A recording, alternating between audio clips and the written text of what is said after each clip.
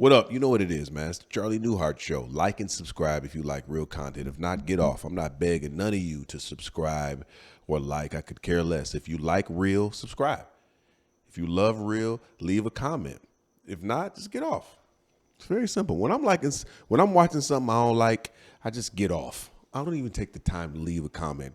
I'm a real nigga. I got too much going on. I'm not gonna leave no comment. So would you say that people that leave angry comments really just have no actual happiness in their No life? happiness. You're a weirdo. You have the time to type something about what you don't like. To me, that's just foreign. I got so much going on. I could never take the time. Let me just write a paragraph and tell this dude what I don't like. You're a weirdo. For me, it has to be good. Like, if I'm going to take the time and talk some shit, like, I have to, it needs to. That's what I'm saying. It's got to be, it's got to be sweet. It's got to be, first of all, here's a number one mistake. If you leave a negative comment and you misspell words, like that's, what an idiot. You misspell word, it's not grammatically correct at all. I got so many negative comments on that Crazy Rich Asians post. I'm gonna talk about it later. It was unreal. Like, y'all niggas, at least spell the words right, dog. Please. People were that mad? They was that mad they don't think black people deserve reparations, Langston. Oh, well, fuck them. I don't understand it. I mean, if Asians got reparations, if Japanese got reparations for being in concentration camps, 120,000 people were put in concentration camps through President Eleanor, or whatever his name is, Frederick Rose, whatever the nigga name is, Roosevelt. 120,000. And they got reparations. Okay, so let's just exclude the fact, because I guess white people, some of them, not all, because my issue ain't with white people, it's with systematic oppression and systematic laws that held black people back. So if your issue is with black people don't deserve reparations for slavery, okay, so let's put that on the table. Let's just put that out there. Forget it. What we do deserve reparations for is the way we were treated when slavery ended. Right? I mean, because if you base it on the reason that Japanese received reparations, they received reparations because they were mistreated by the American government during World War II. We were mistreated by the American government for years. Slavery ended. We weren't recognized as citizens or even able to vote until 1870, which was 5 years after slavery ended. Redlining. I mean, you name all of these weird laws that the American government put in place to keep white wealth in the hands of these wealthy landowners and business owners, because they built white wealth on the backs of black slaves. Okay, so let's just forget slavery. Okay, so you don't want to pay us reparations for slavery, cool. At least pay us for how we were treated after it ended. You know what I'm saying? I'm sorry, I can't get past the slavery, because that means you're all a bunch of fucking socialists. Because how are you going to sit here and tell me that I'm not supposed to recoup the value of my unpaid labor? Because that's what slavery was. If you want to break it down, facts. And go look at how slavery drove the economic growth of the United States. No, sorry, bitch. Like, pay up. Like, I'm saying. No, like. Yes, pay up. Read Black Labor, White Wealth by Dr. Claude Anderson. It's all broken down in that book. You built white wealth on the backs of black slaves. Y'all own damn near everything. And you built it on the backs of black slaves. And then you put laws in place that prevented us from being able to participate in the same opportunities and wealth that you had. Period. Right. So the argument is, hey, well, one guy said, what's this nigga name, dog? I got his name wrote down here. This nigga said, Reuben G. He said, your reparations are the fact that you get to live in a first world country instead of impoverished, corrupt, torn Africa. For real, Reuben G. That's our reparations. You look like I wish he would have had a profile picture there. He looked like he's the type of dude that needs somebody to parallel park for him. All I'm saying is, this is why I wasn't a fan of rural internet. Talk about it. Oh, rural internet? Reuben G needs somebody to parallel park for him. He can't even. Reuben G has a panty liner in front of his drawers because his pipe leaks. No, but even that just shows his ignorance, because you're ignorant. You're a weirdo. I mean, that just shows that he thinks that Africa is just some horrible, exactly impoverished place. It's parts of Africa that's free, that's beautiful, man. The stuff that they put on the news, nigga, that's just like if That's they for show you, some Ruben. That's for you. Ruben G, you punk ass weirdo. Who else? Who else left a weird ass comment on that crazy rich Asians post? Brian Sanford. Is his name? It just when I listen to his name, it just sounds like the back window in his Ford F-150 is broke out. It's a piece of plywood in that motherfucker. Where was he on January 6th? That's all. I'm just asking questions. Yeah, where were you at? He looked like, I bet you he's the kind of person that his mental health medication is in a sandwich bag in his cup holder in his car. This nigga said, let me tell you what he said, dog. He said, this is on the Crazy Rich Asians post if y'all want to look at it. It's a little short that I put out about Japanese getting reparations and niggas didn't. Brian Sanford said, go get your reparations from Africa. Your own people rounded you guys up for boats. Straight up? Wow. So this is what I like to play advocate. Okay, so let's just say that's the case. Let's just say we don't deserve reparations for, slavery. You at least deserve to give us reparations for how we were treated after it ended. If we're basing it on the way that the Japanese received reparations, they received reparations because they were mistreated. Look up the definition of reparations. The Japanese were mistreated by the American government. The American government felt bad after being pushed by this Japanese council. Then they got a formal apology by Ronald Reagan and then received reparations. Based on that, I think we deserve some cheese, man. And if you're the kind of person that don't think we do, that's unfortunate, man. Maybe you should read a little more. Know your history. What do you think about people who are like violently upset that we're and calling us victims that we're asking for reparations? My honest answer? Please. You probably couldn't put it on YouTube.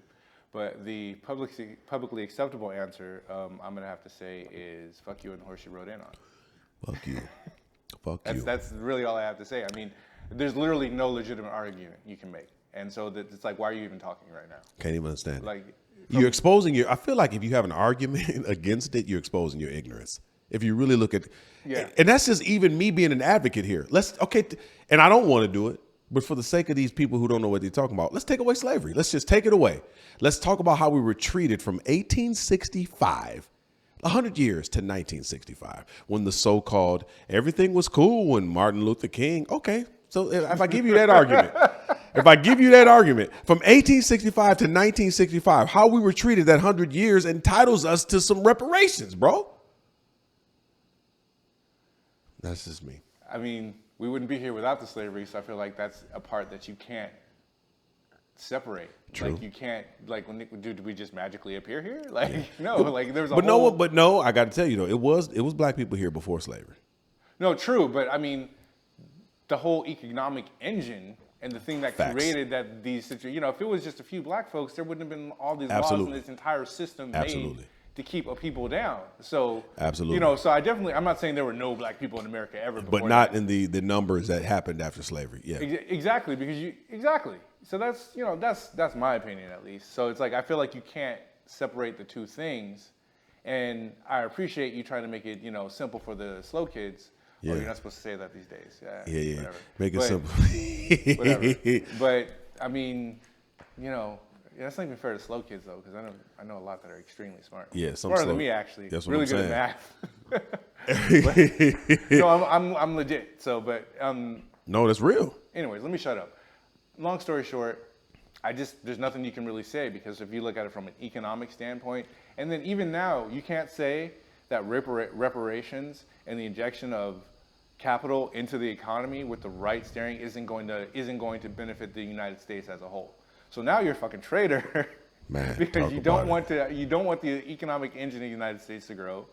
You're a wannabe socialist because you think that all of that free labor was fine. Right. Except not really, because if somebody tells your ass to work for free, then you're not going to do it. Yeah, nigga, you go work for free. Go pick cotton and let niggas hit your wife on a regular basis. So I mean, it's like, please, throw an excuse that just doesn't reveal you as just an idiot who shouldn't be taking up my air right now. Nigga, dog, that's 1,000%. Every healthy democracy thrives on the participation of all of its citizens. So if you think about 1865, 1866, when we was freed as slaves, we couldn't vote. We weren't considered citizens. So how is that a healthy democracy?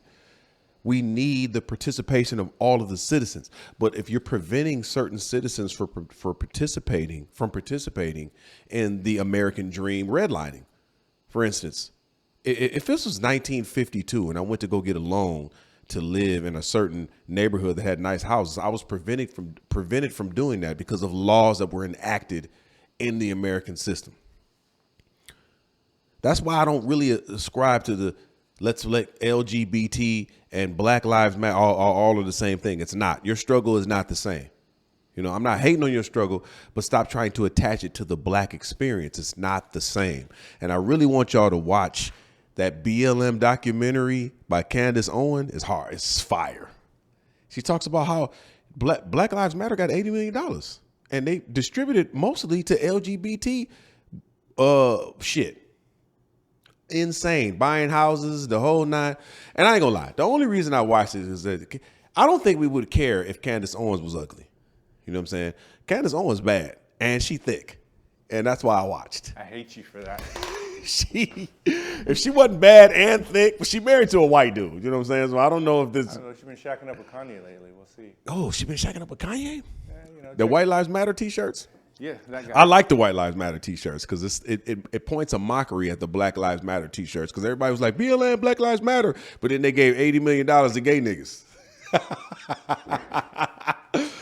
I love it. They definitely could have done a little bit better on the distribution of the funds. And come on, man. Transparent. For real, that $80 million could have been our reparations. You know what I'm saying? So, damn, I wasn't even expecting to go on that rant, but I know, like I'm like, damn, did I lead Charlie down the dark path? Dog, okay, look, that's our cold open. I want to talk about living in Inkster and the other stories. Driving, what the fuck is this? Oh, driving while leaning. Well, I started doing that. 10,000 hours, the Black Lives Matter documentary, which we just talked about, and reparations, which we already talked about. Check this intro out. Intro for after the. We do intro here. Fuck it. Okay. Check it out.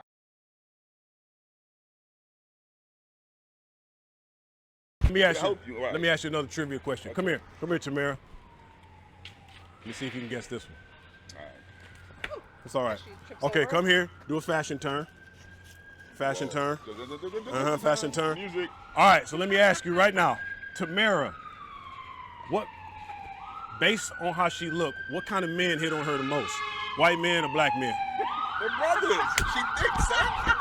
She thick. Why you scared of her? Yeah, because she too thick. Lie.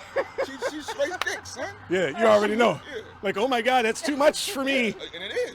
It is. It really is. It's a waste of time. Is that what it is? Is that true? That's very true. Brothers walk up on you. What's the number one line brothers walk up on you with? Look at that ass. What nationality are you? I get that they always trying to hit something foreign, you know. Yeah. They always trying to be Drake. Drake, you know, Drake Drizzy. Facts. That was good, family. With the release, I got you. Yeah, you got it. Tamara got it. I'm just going to a couple of these stories and I'm gonna bring your girl on. Yeah, you got me wired on these stories, nigga. I'm ready to fight white people, nigga. Even though all of them in my family, I can't do it. You go to my family reunion in Canada, nigga, it's just Hispanics, whites, and black people. Like, I can't be mad at white people. Look at me. How the fuck can I be mad at white people, nigga? I ain't mad at white people. I'm mad at the system of white supremacy and systematic oppression. I'm mad at that. And it's separate. And when people, you can put this in there, when people, white, black, whatever, when you get offended when you hear somebody say reparations and you're a victim, it's like, I'm not saying I'm mad at you as a white person. And stop thinking it's your fucking money. I ain't mad at you. I'm saying that there is a system in place that is oppressing certain people. Let's address the system, not the person. I ain't mad. You know what I'm saying? I talk to white women. I've had sex with several white women. It's great. I ain't mad at white women. I'm just saying, dog. I just be like, are you like personally related to this slave owner? Like, are we coming for your money specifically? Like, what? Have you seen this episode of Atlanta? I love Donald Glover for what he does creatively. He made this episode where it was this white dude whose great granddad owned slaves, and then the descendants of the slaves start releasing information like these particular people, grandparents owned slaves, great grandparents. They start releasing it online in the episode. So black people start calling these white people like, hey, your great great granddaddy owned my great great granddaddy. You owe me such and such money. And basically in the episode, all of these white descendants of slave owners had to pay reparations to black people.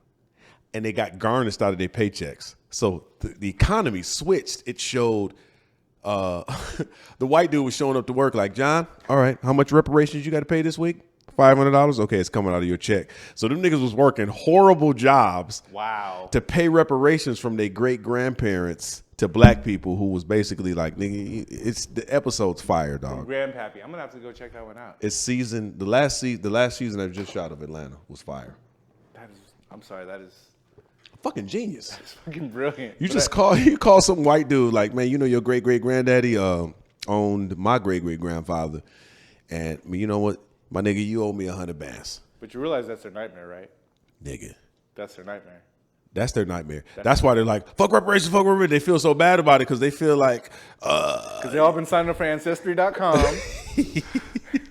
So now there's a nice little list. It's a list of, oh my God, great granddaddy. Just think about all these businesses that we probably participate in or we're involved with now that were built on the backs of slaves. Like what? Hanes t-shirts based with white cotton. Hanes t-shirts is cotton.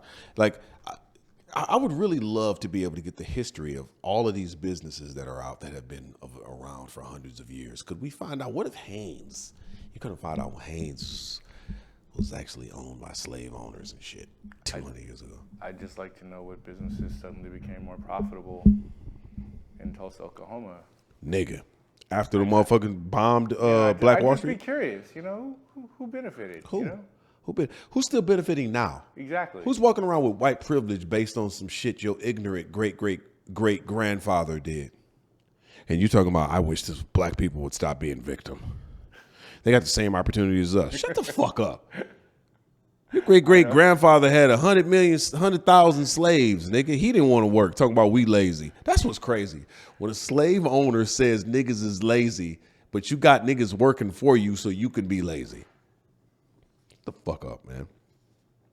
Inkster. Let me tell you guys about Inkster. All right. I lived in the city of Inkster, and it's funny because you know that Henry Ford built up 2 communities outside of Detroit. He built up the city of Dearborn for his white employees. He was like, I want to work with these niggas, but I don't want to live around them.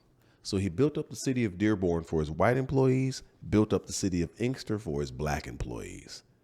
So traditionally, Inkster and Romulus, it's kind of like for black employees of Ford, Dearborn and a couple other cities was for the whites.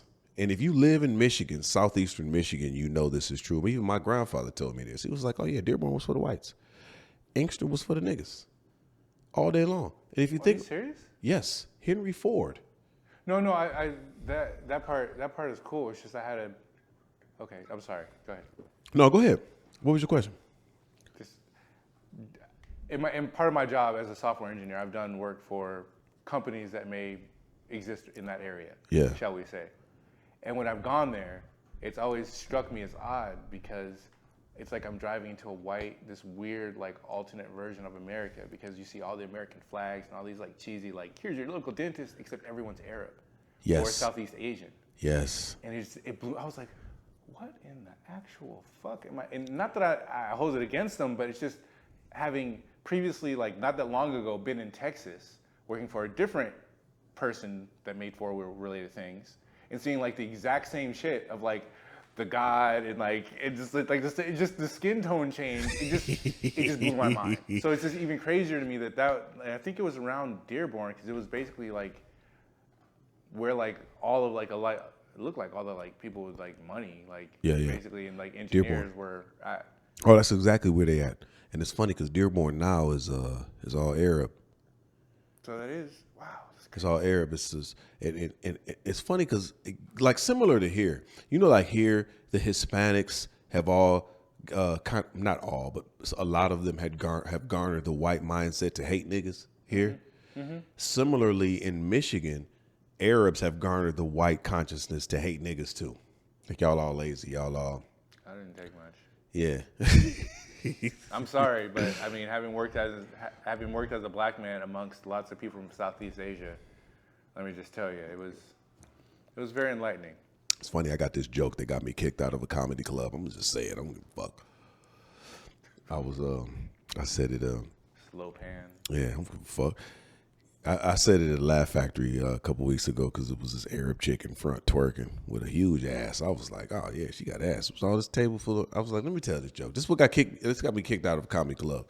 I was telling all these jokes about Asians, blacks, whites. Everybody was laughing. All these racial jokes. But I told this joke about Arabs because it was a table full of Arabs in this comedy club. I said, hey, you know the city of Dearborn, just outside of Detroit, is 55% Arab American. They start cheering. I said to you guys, that means Dearborn has the highest proportion of Arab Americans in the nation. Do you guys know what that means? That means that every department store within a 10-mile radius of Dearborn is completely out of towels. And they lost it. And this is such a corny joke just for me to test the crowd, and they wanted to fight me afterwards. I was like, dang, y'all was cool with me talking about blacks, whites, Hispanics, Asians. As soon as I talked about towels not being available. It's all fun and games. I mean, have you noticed that it's okay to shit on black people, but it seems like anytime you pick somebody else, all of a sudden, you're up in arms. But we don't have a council, though. You think about there's a Jewish league. Well, we have the NAACP and Rachel Dolezal. NAACP is not real. Let's just... Rachel Dolezal is just... Mom, I'm sorry. To me is not real. But you got a Jewish council. Like, you can't defame a Jew. Look at Nick Cannon. There's certain things you can and can't say. What the fuck just happened to Kanye? He made the mistake of popping off about certain topics and suddenly he's shut Chase, down. everything shut just down, completely... Shut down, cut, shut. Like, he's been talking about niggas for... Exactly. Okay. As soon as he's talking about anybody else. So there's a Jewish council. There's an Italian league. You got all of these leagues that are for different ethnicities, races, whatever, that protect what you say about. Don't say this about us, or we coming after you. Where's it at for us? Not only are we not getting reparations, but it's like, niggas, you can just say anything about fuck blacks. Who's gonna do something about it? We don't care nothing. We let Hulu. This is how fucked up it is. We let Hulu write a whole movie, a whole TV show about Mike Tyson and didn't do shit about it. Took this nigga whole life, made a show, and didn't give this nigga no money. We let FX write a whole TV show about Freeway Rick Ross's life and not give him a fucking dime. Not even bring him on the show to be a consultant. Anything can happen to us. You can say and do whatever you want to us. Not give us reparations, say whatever you want. It's just kind of like, yeah, well, you know. For the over-spiritualized people, we just pray for them. Pray for them, man. God gonna take care. Nigga, when we gonna get up in arms, nigga? I don't know. When we gonna team up? Where we drop the tribalism. Think about it. How many niggas are dead over property they don't even own? Nigga. Think about that shit. You beat over shit you don't even own. There's Fighting no over a legacy block there. where you renting. What happens when you gone? Nobody remembers you. There's no legacy there. You've held the ground for some old white dude. You think that part of that is due to slavery and us being stripped of our identity and not really being able to establish part of it? I think you actually, for somebody who's grown up dealing with gangs his whole life, I think you finally cut through it last week because you said something like, because we've been stripped of all of our other identities, like Italians know where they come from, white folks know where they come from, Latinos know where they come from. Everybody fucking knows where they come from except us. Nigga. It starts at the end of slavery, maybe. Right. You know, if you're lucky. If you're lucky. If you're lucky, you had one of those slave ancestors who was smart enough to kind of know to keep a little bit of records and kind of, you know what I'm saying? Right. And so that's all we have. You're born into the block because there's nothing else. You don't know nothing else. You know what I'm saying? And at some point in the culture, that got switched to where, and you know, I ain't no historian, so you know, I'm sure some smarter nigga than me will come along and explain it. But you can look in the culture and see it went from one thing to another. Some say it was the drug war. Personally, I remember the drug war, literally living on my floor because niggas was shooting all over the place. Right.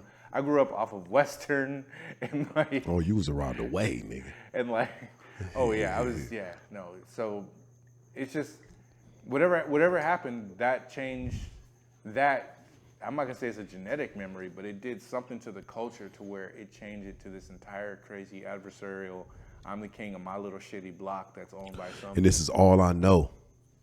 And not even, but see, the thing is, not even aspiring for more. Like, think about how many times aspiring for more gets you knocked down in the hood. Dog. Think about that. Nobody's because like, culturally, you think about it, you aspire for more, you try to get a bank account, or you try to vote, you get killed or beat up, or anything you try to do this next level, you get beat down. So it's like, let me just stay where I'm at. And that mindset trickles down into every piece of culture. That's the part that these people that don't want reparations understand. It's like, if it's 1871 and you find out that you're available to vote, and you head down to the polls, and on your way there, you get the dog shit beat out of you and sent home by a truck full of white people.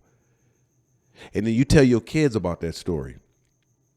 And then their kids tell their kids about that story. Now there's the trauma of trying to go to the next level, even though it's okay in the law.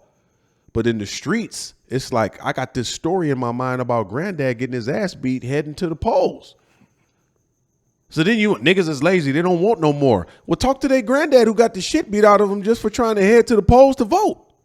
Right? That's the shit these motherfuckers don't understand. Fuck you. That's how I feel. I said it in a falsetto Mickey Mouse voice too. Fuck you.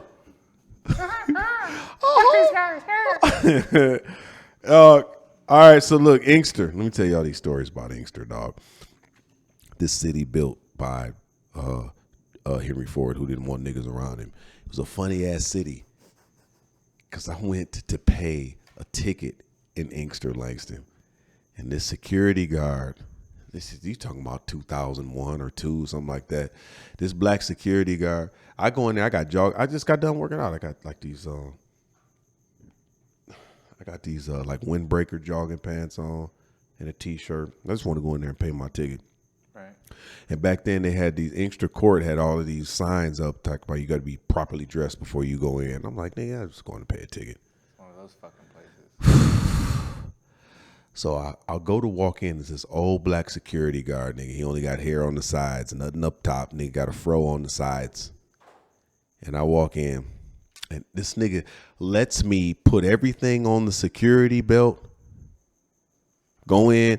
I walk through the little metal detector shit. Mm-hmm. And there was a line of people behind him paying their ticket. I'm thinking maybe 40 people. And this nigga purposely did this whole shit for an audience because he could have stopped me before I went through security. I got on jogging pants and a t-shirt. There's a sign outside that says nobody can get in unless you have proper attire. This nigga lets me get through security, Langston. As soon as I get in and I'm getting my shit off the belt, he said, "My man, yeah, you can't come up in here with them parachute pants on, man. Yeah, you got to turn around and leave." Everybody behind this nigga's cracking up laughing because they looking at my pants and shit. And this nigga keeps going, dog. He said, nigga come up here thinking he get ready to jump out of a damn plane. You can't come up in here like that, dog. This nigga roasted the shit out of me, dog. What the fuck? Is this somebody else your dad beating a race? Like, what the fuck? That's straight up Michigan, Inkster, Detroit culture. That nigga was looking for an opportunity to roast me, dog. He could have told me that shit before I went through security, dog. Why this nigga wait till I get through? And he was right. And all I could do was stand there and look stupid at my pants with these pockets on the side. I walk in, "My man, yeah, you can't come up in here with them parachute pants on, man." That's unnecessary, sir. And then I turn around and leave, and he got the whole audience cracking up. He turned around the back and listen, nigga, come up here. Looking like he about to jump out of a damn plane. Take your ass home, man. All right, man. That's Inkster. That's Inkster. What else happened in Inkster, dog? This very interesting city in Michigan, Inkster. This is a stop sign I used to run all the time on my way to work. I worked at Ford. I lived in Inkster. I worked at Ford in Wayne. At the ISA assembly plant on Van Born Road, building the Ford Focus. I just run this stop sign. Fuck this stop sign. I'm on the way to work. I had a little Chevy pickup.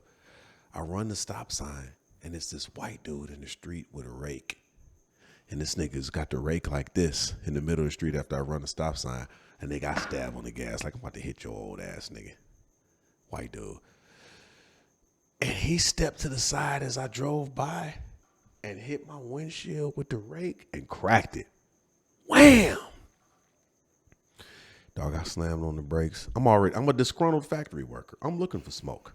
Disgruntled factory worker. I'm looking for smoke. You know what I'm saying? Nigga, I'm working on the assembly line Ford. This nigga hit my windshield, dog. I jumped out the whip, ran up on him, snatched the rake, knocked his ass down, and I'm standing over him, nigga. I'm about to pop him. I already pushed him down on the ground, and he's on the ground with his hands up.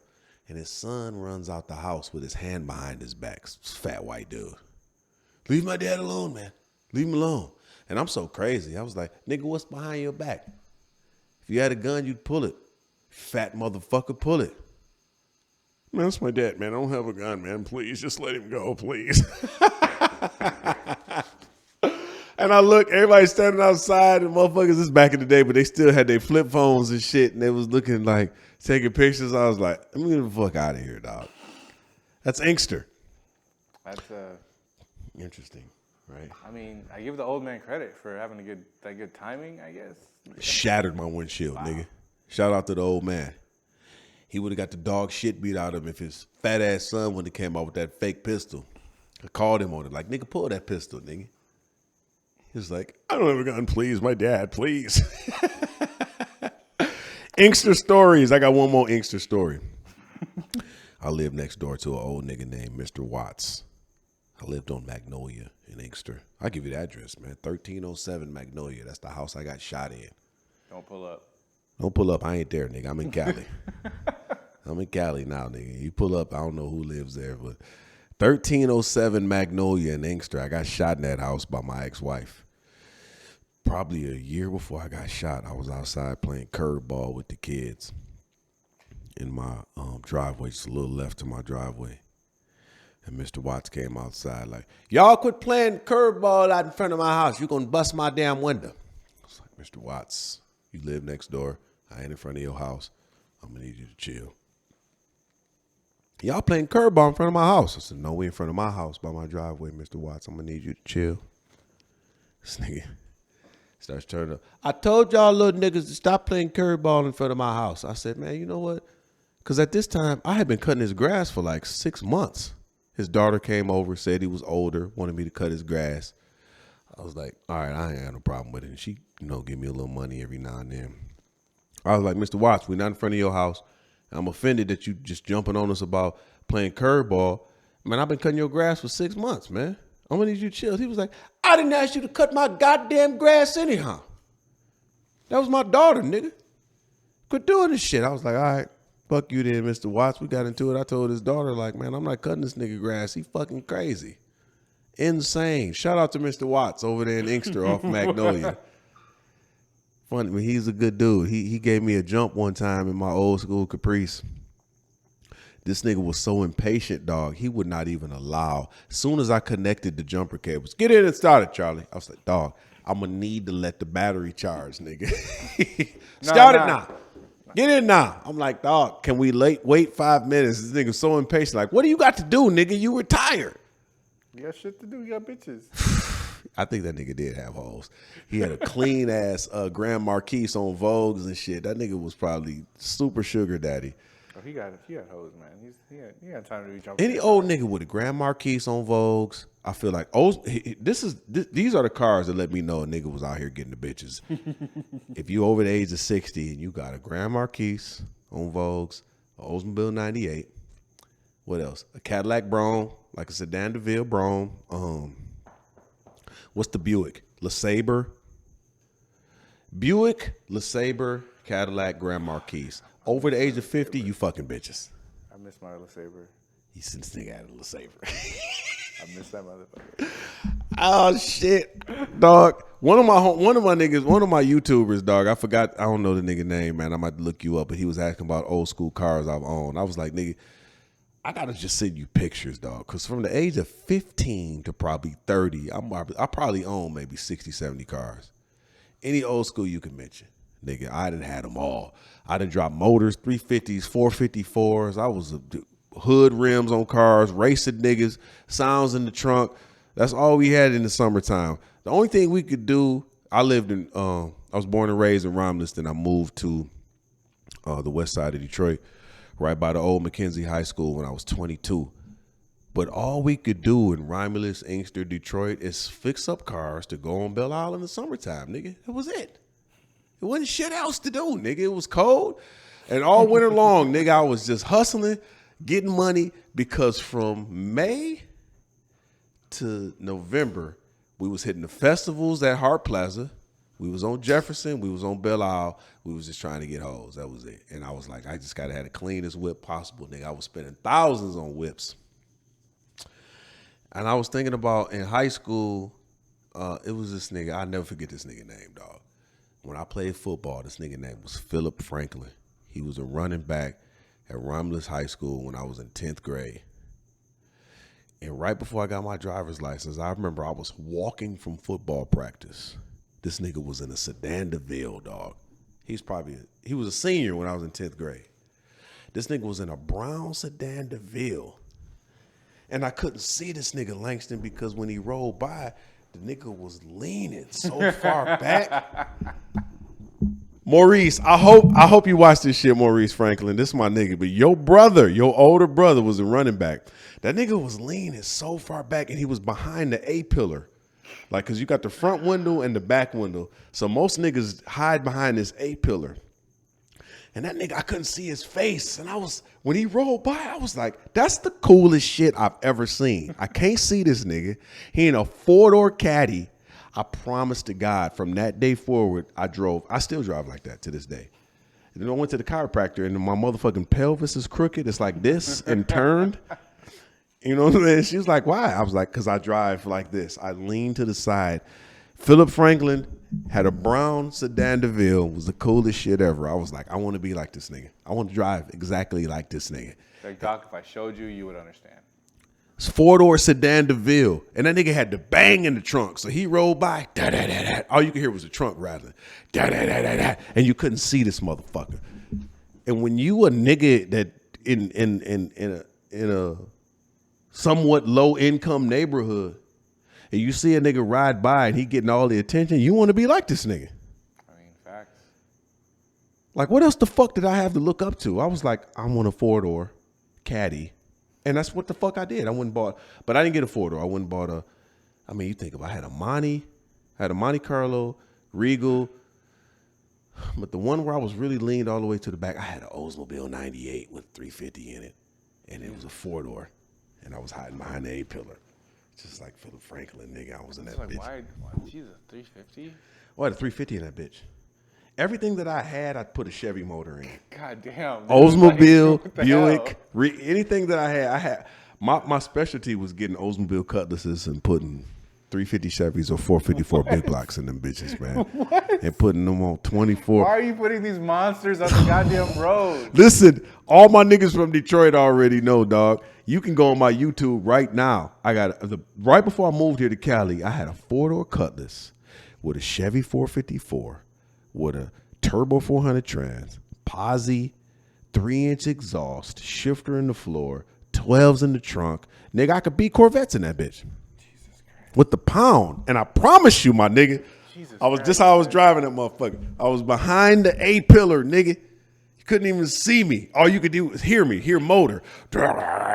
And then pound in the trunk. What kind of nightmare-ass car is this? I'm at the red light, and all you hear is my 12s banging in the trunk and my motor rattling. And I'm like, nigga, race me if you want. I'll eat your motherfucking ass up. Nah, I don't race ghosty niggas behind the A-pillar. That tells you fucking around. You can't even see me, nigga. Nah, I'm good. That's why I can't fit into Hollywood. That's the shit. You know what I would prefer more than being on set? More than being on a nigga's TV show or on stage. Fuck all of that. You know what I really love? Being in the turning lane. in a motherfucking old school with candy paint on blades with the pound in the trunk and the motor just and I'm at the light listening to some Jeezy motherfucking what's one of my Standing Ovation by Jeezy at the stoplight, digga. I'd rather do that than any other show. Just in your hood causing havoc, racing up and down the street. I ain't got no fucking sense, man. I always used to tell people happiness is somewhere between 5th and 6th gear. Facts. Because your old school car to me is a vacation on wheels. Your wife talking shit, your kids getting on your nerves, your job, whatever. You get in the car, you cut some Gap Band on early in the morning, nigga, and just ride up the freeway. Honestly, I miss the steering. And what's your favorite old school car you could think of you had? I just remember my LeSabre. Like because everything else was like a Ford Taurus or some fucking variant. Like, yeah. Something I you miss can't mention. I missed my LeSabre. The thing I missed, I think probably the most is my Wagoneer. I had a Jeep Grand Wagoneer. Ooh, some of them business was hard, nigga. I just missed like. You had the one with the wood grain on the side? Oh yes, yes sir. The wood grain on the side, full bench seats. Yeah. Oh yeah, I really miss that car. Like I wish I could have that back somehow. I love it, man. The new one is whack. I mean, no offense, but the new one is like, nah. You guys missed. Yeah, that Wagoneer is weak. The Wagoneer is weak. I'm gonna tell one more story, and then we're gonna bring our guest on. I remember I was trying to holler at this chick one time. I got her phone number. I was like 15, 16. And I got her number, and I called her. And her brother answered the phone. I hate talking to chicks that had older brothers, man. Them niggas was weird. So this nigga answered the phone. And he was like, who is this? And I was like, man, I'm trying to find, I forgot her name. Let's just call her Tamika. I'm trying to find Tamika, man. He was like, who is this, man? I said, this is Charles. Who? Charles. Who? Charles. Draws. Hey, Tamika! Some nigga named Draws is on the phone. She gets on the phone like, what's up, Draws? So I was like, that's why I hate older brothers to this day. This nigga called me Draws. And that's when I realized that I got to stop telling bitches that I got an old name. I can't tell hoes my name is Charles. It's Charlie, Chuck. But it's somebody when you tell the bitch your name is Charles, she just treats you differently. Like, you need a 401k suggestion or some life insurance? Do you get that when you tell bitches your name is Langston? You got an old ass name too, I nigga. just get confused looks. What do you tell them for short? My name's Langy. Daniel. That's your middle name? No. What the fuck is Daniel? Daniel is an entire personality I make up when I feel that you're not worth my time. That's fucking hilarious, nigga. I got that too. Sometimes I tell bitches my name. You know how many hoes out here think my name is Chris?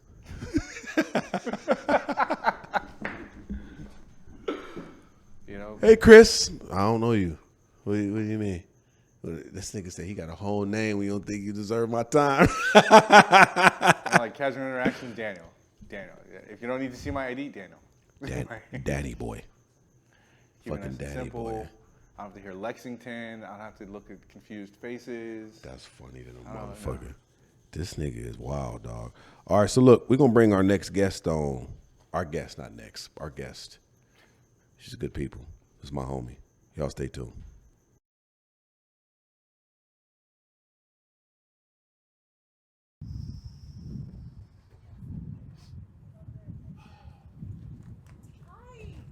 Pierre?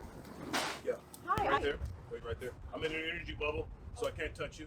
But thank you for being here. Oh, hi. I'm so happy to be here. Thank you so much for agreeing to work with me. Yep. I've been wanting to work with you for so long. I love your work. Listen, I know that like that $5,000 fee, a little bit hard to take, but I really. This is my videographer. Oh, okay. He's nameless. Don't wave at him. Don't talk to him. Okay. Only I talk to him. Don't wave at him. He's nobody. Okay. All right. Let's see what you got. Can you wait? First of all, can you be the light? Yes, I can be the light. Literally, can you be the light? I can. Okay. What is that? Oh, this is my first sequence. Is that Sequence. Do you know what you're doing? I do. Yeah. All right. Let's see. Let's get one more time. And action. Here. Yeah. Shouldn't you be behind the camera? My camera's on automatic. It's a $2 million camera. Don't ask questions, okay? Just do what I ask you to do. Okay, again. Jesus You Christ. don't have to be rude. You're kind of, I don't. I gotta start vetting people. Jesus Christ. Where's my assistant? Do you know what you're doing? I do know what I'm doing. I'm not sure you know what you're doing. You're on the Starfleet from Star Trek, and the ship is starting to waver, and you start to slide and moonwalk into a bowl of almond milk. Can you do that? Let's see, how's that look? How's that feel? Expired almond milk all over your body. Hey, this is getting a little bit weird. This whole exchange is getting me excited. Hey. You don't mind if I take my shirt off, do you? Don't care if you do It's mind. definitely not what I signed up for. All right, you're a werewolf, okay? A You're a werewolf, werewolf, and you see the moon okay. for the first time. Can you All howl at right, the moon? this is how you're. Good, are you ready? I'm ready. You got no makeup? I like really. Let's see. I don't. He gets very excited. I can see. That's not what I'm paying you for. Oh, sorry. You do what I ask you to do. Sorry. Okay. I'm gonna have to take my pants off because I'm getting excited. Oh wow. Okay. In a yoga studio and someone farts, how's that smell? Okay. This is not what I signed up What do you for mean? at all. I mean, this is just weird, bro. This is just really real. I mean, I know you're creative, but this You know I what? Get can't out of the even way. like. Just leave. What? I don't like what you're doing. I don't like it. Just You're leave. doing. Oh my Okay, God. more clothes are coming. Okay, well, Get out of the way. I want my money back. What money? I want my money There's back. no deposits. Oh, come on. No, No refunds. I want my money back. No refunds. Okay. Move, you're blocking the camera. Oh, sorry. You're an asshole. What up? We back. You know what it is, man. It's the Charlie Newhart Show. We had a very interesting intro. I got a really one of my favorite people in the whole world. Let me give you your flowers for a minute. One of the things I love about this woman is that when I hit her up and say, "Hey, I'm shooting something. I need you there on Tuesday," right? And then Tuesday come around an hour before we shoot, I'll be like, "Hey, we can't do it. It's gonna be Wednesday." All right, cool. And then I hit her up Wednesday. Ain't gonna be Wednesday. It's gonna be in 2 months. All right, cool. She's so flexible. She has produced a TV show at the last minute, like a TV pilot I was shooting. I needed somebody to fill in. She was just like, "I'll figure it out." You have been in the room during auditions, sketches. I just think she's a super dope talent. And I'm just a huge fan of women who don't depend on their beauty as a currency. She's actually skillful in everything she puts her hands to. And not only that, she's willing to learn and be in the room and find out and make these adjustments. And she's just one of my favorite people, man. Tell everybody who you are. Aw, you're sweet, Charlie. My name is Tamara Lee. That is Tamara me. Lee. What up? Where can they find you? Tell them right now because they probably looking like, she look thick. I want to see her Instagram. All my social media is Tamara Lee is me. You can find me there. TikTok, Tamara Lee is me _. Instagram is Tamara Lee is me. Tamara's my homie. It's so funny, man. I never tell her about it, but it's so funny when she's on a set or at a comedy show because you came to the last comedy show, right? Yeah. I had so many people pulling me aside. My man, who is the thick white bra? God damn, who is? I said, go to her Instagram. Like, I create followers for you. Go to her Instagram and go see. I'm like, that's my homie. Like, oh man. So You're funny. I appreciate you being here. Thank you. It's a pleasure to be here. Where you from? I am originally from Toronto, Ontario, and I call Los Angeles home. Toronto. You spent some time in New York too, right? Yeah, I did. Yeah, 3 years in New York. I heard a lot of people say that New York is very similar to Toronto, like downtown. Do you agree? Not really. No. Tell me why. I think Toronto people are kind of a little bit nicer than New York people. Yeah, I They're agree. not quite as rude. So Yeah. Canadians we're just nice people. Canadians. So, Most yeah. of my family is Canadian. We all of our family reunions are in like Buxton, Windsor. I love it. I love being over in Canada. We did a lot of bullshit over in Canada. So shout out to getting over the bridge from Detroit and going over to Canada. Hey. Canada's lit, man. Yeah, it sure is. Ideal. So I want to dive into a little of your journey, but I'm gonna share some crazy stories, and hopefully, because transparency and stories are contagious. Mm-hmm. So I'm gonna share some, and then hopefully this sparks some stories for you. Okay. Because we're very similar. The way We we are. think, the way we see. You know what I'm saying? We're kind of rebellious. We are. We say what we want. We do what we want. So I'm gonna go into some We stories. walk on the edge a little bit. What did we say earlier? I'm a habitual edge walker. We're total edge I'm the walkers. same. I'm just Yep. like, let me push it all the way to the limit. Okay. So let me go into some stories. All right. In high school, my mom had to fight for me because I was always getting in trouble. So basically, she went and talked to the school board and school, like, look, just give my son the last 5 minutes of class so he can tell jokes. I promise you he'll behave. And she was right. And that turned into like a whole, they let me stand on the lunch tables in the lunchroom and tell jokes. I was getting like A's and B's after that. You know what I'm saying? But my mom fought for me because I was out of my mind. So here's some of the stories. I had a teacher. His name was Mr. Ferdon. He was my computer-aided design teacher, drafting teacher, because I thought I was going to be a mechanical engineer. Until I had to do all the math. I was like, fuck this. Mr. Ferdon was missing a finger. He was missing this boy right here. So when he left and went to the bathroom, I went up to the board and wrote this huge hand that was missing this finger. And he walked back into class and he saw it. He immediately knew it was me. Very funny. Very funny. Charlie, I know that was you. And everybody bust out laughing. I was like, what do you mean? I know it was you. Anyway, turn to page number 35. Mr. Ferdon, Jamal Bailey, if you're watching, you already know that was real. That happened. You the one reminded me of the story. I forgot. What else happened? Mr. Hall in my auto lab class. I hated Mr. Hall. I used to give him so many problems because I was always trying to find a way to get the joke. And he had an office right next to the classroom. He left and went to the back to do something on one of the cars. And when he was in the back, I went up to the door and I peed on the door handle in front of everybody in class.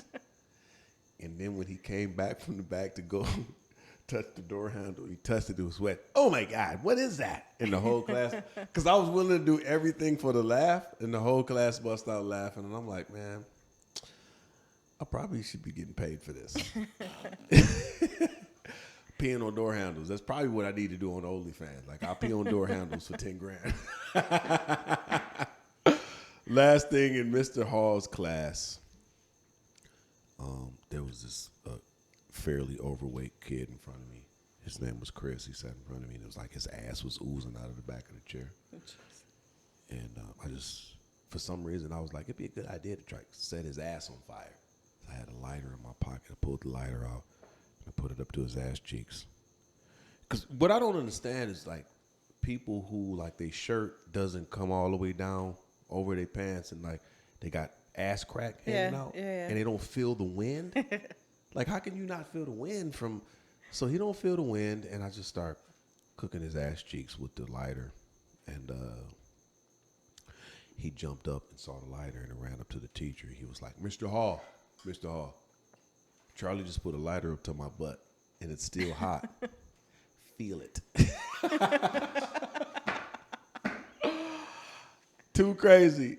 That was just high school. That was me. I needed an opportunity to get my gift out. And my mom was the one that helped me realize, like, okay, she wrote a play for me at my church. She helped, and that play helped me get the gift out. I was a comedic character. She came up to the school. Like, at what point did you realize, like, okay, I'm a creator. I'm a content creator. I got to get this out or I'm going to drive myself crazy. What was your aha moment? I think for me that my aha moment was, like, I spent 25 years in the hospitality industry managing restaurants. Wow. Loved what I did. I was pretty good at what I did. But I always knew I was meant for something else, something a little bit more than just that.